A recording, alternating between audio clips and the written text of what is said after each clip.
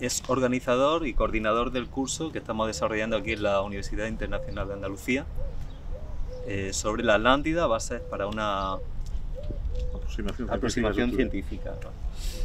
Entonces, bueno, la primera pregunta es obligada. Queremos primero felicitarte por el esfuerzo que has desarrollado para que esto se lleve a cabo. Muchas gracias. El esfuerzo es que hemos hecho todos, porque sin los ponentes y sin las personas que se han matriculado en el curso no hubiera sido posible que se hubiera realizado, porque además teníamos un número mínimo que había que superar, que hemos doblado ampliamente, ¿no? Pero aquí somos todos protagonistas de este evento. Muy bien. Y bueno, finalmente eso, una valoración del curso, cómo ves que se está desarrollando y qué perspectivas crees que puede tener en un futuro. Vamos a ver,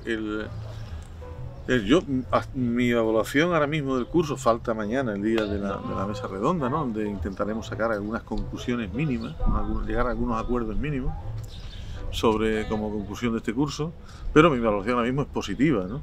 Hasta el día de hoy, hasta el momento de hoy es positiva. Yo creo que las intervenciones de los ponentes han tenido un nivel más que aceptable. Entiendo que las intervenciones de las personas que estaban escuchando esas ponencias también han tenido un nivel más que aceptable y por tanto no ha sido ha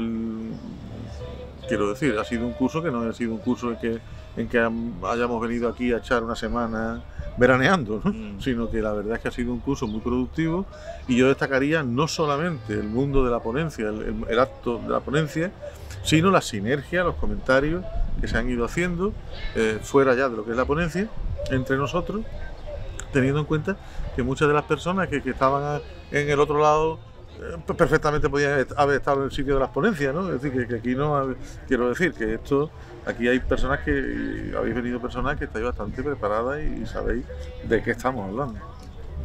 Las expectativas, en cuanto a las expectativas del curso, en primer lugar, este curso nace con vocación de continuidad, de seguir, de que no se quede como una raya en el agua, ¿no? Sino que sea el principio de una sinergia que nos permita introducir el tema de la Atlántida en el mundo de preocupaciones científicas y rescatarlo de alguna manera de tanto manipulación, disparate que ha caído en manos, por un lado, precisamente porque esos disparates han espantado a la comunidad científica y por otro lado porque la comunidad científica no ha sido hasta ahora capaz de asumir de que, en una buena parte, de que no hay temas que sean científicos y temas que no sean científicos, sino que hay formas científicas de aproximarse a un tema y formas no científicas de hacerlo. Bueno, pues ya que empezamos ya con el tema en sí, la Atlántida, a ver, tu opinión, ¿qué sería? ¿Platón en realidad creó un mito, una enseñanza didáctica o más bien se inspiró en hechos históricos? Platón utilizó la historia de la Atlántida con fines políticos e ideológicos, ¿no? Evidentemente él quería demostrar que su estado ideal, que era la Calípolis de la República, la Atenas primitiva de Timeo y Critias, es el estado ideal de Platón. La Atlántida no es la utopía de Platón, es la antiutopía, es decir, lo contrario de lo que él cree que debe de ser una sociedad ideal o perfecta. Porque la Atlántida es marítima, está muy poblada y además es una monarquía, mientras que las ciudades ideales de Platón son autárquicas, son de tierra y además están dirigidas por esos filósofos gobernantes. Ahora bien, dicho esto, eso no invalida para que el meollo, lo más importante, la sustancia de lo que Platón nos habla sobre la Atlántida, que está básicamente en el Timeo, esa parte sí responde, entiendo desde mi punto de vista, sí puede responder perfectamente a fenómenos geohistóricos y culturales objetivos. Es decir, Platón unió, según yo pienso, campanas que le venían de muchos sitios, es decir, fragmentos de información, y le dio una conformación lógica. Y cuando le dio una conformación lógica, el resultado sí es un fenómeno histórico objetivo. La existencia de una civilización milenaria en Occidente, autónoma respecto de su formación al Oriente, y que alcanzó incluso una dimensión intercontinental y transatlántica. Bueno, pues ya con eso enlazamos con el tema de la conferencia de esta tarde, que era la hipótesis creto-atlanto-americana. ¿En qué se basa? Porque es muy amplia, ¿no? Es una extensión muy grande.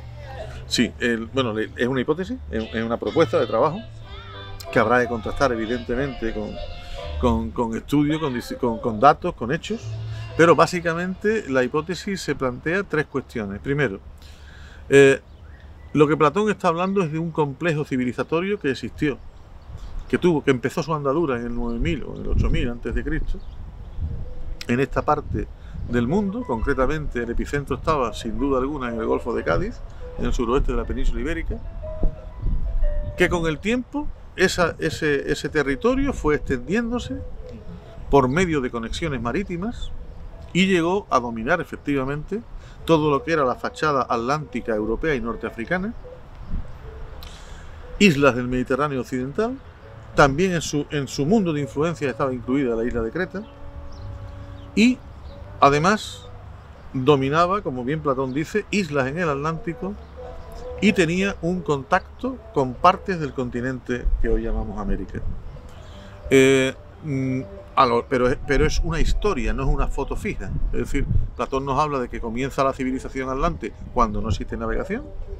Después se desarrolla, yo entiendo que el fenómeno megalítico expresa una realidad civilizatoria que durante milenios se mantiene en Occidente, y desemboca en una sociedad de la Edad del Bronce que parece que coincide mucho esa invasión o guerra en el Atlante con la invasión de los pueblos del mar al Mediterráneo oriental. Y después de esa invasión, que fue rechazada, efectivamente, como históricamente fue rechazada, pues algún fenómeno tsunamítico, catastrófico, de los que azotan el Golfo de Cádiz durante todo el Holoceno, probablemente le dio el golpe de gracia a lo que era la capital, que parece que mantenía un control político bastante político y ideológico sobre el resto del territorio, ¿no? Porque si no, se explica, por ejemplo, que pueda haber una forma de construir megalitos, por ejemplo, durante miles de años, sin prácticamente, en una extensión tan grande de tierra, sin prácticamente divisiones apreciables, ¿no? o diferencias apreciables. Bueno, otro tema que hemos hablado ha sido el paradigma que hay en el mundo académico y cómo ha evolucionado a lo largo de la historia. Sí. ¿Crees que estamos en un punto de ruptura? Bueno, evidentemente, frente a lo que se suele vulgarmente entender, la ciencia no progresa como la medalla del amor, hoy más que ayer y menos que mañana. Es decir, la historia de la ciencia no es una historia de progreso lineal desde poco conocimiento a cada vez más conocimiento. Ha habido retrocesos, ha habido errores, y los paradigmas científicos, igual que cualquier otra visión del mundo, no solamente se componen de datos objetivos de carácter empírico, sino también a veces de prejuicios de tipo ideológico. El paradigma actual, a mi juicio, tiene adheridos varios de esos prejuicios ideológicos. Uno de ellos claramente es Lux ex Oriente. Todo tiene que venir de Oriente.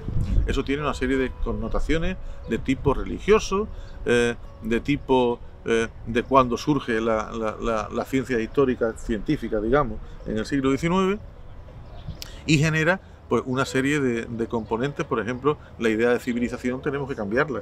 No podemos entender por civilización solamente esas grandes construcciones, ni solamente esas urbes donde existe la estratificación social y la guerra como formas de relacionarse con los demás. Es decir, civilización es toda organización humana que se relaciona con su entorno ecológico de una manera sostenible o para apropiarse de él en función de un nivel tecnológico y de una forma de organización social, política y económica. Y evidentemente dependiendo del nivel demográfico que tenga.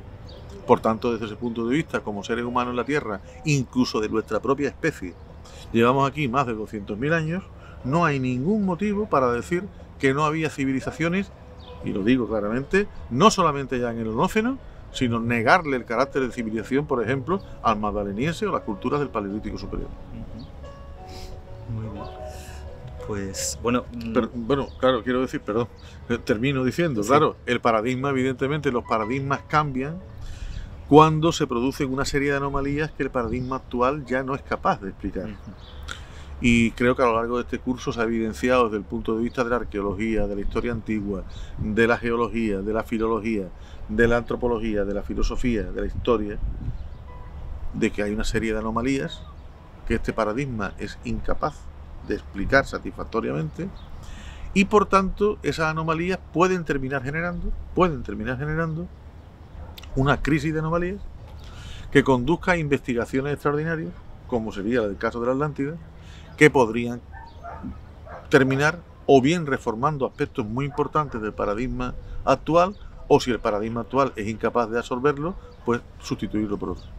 Una revolución científica. Una revolución científica, como habla Thomas Kuhn en su fantástico y conocido libro La estructura de las revoluciones científicas.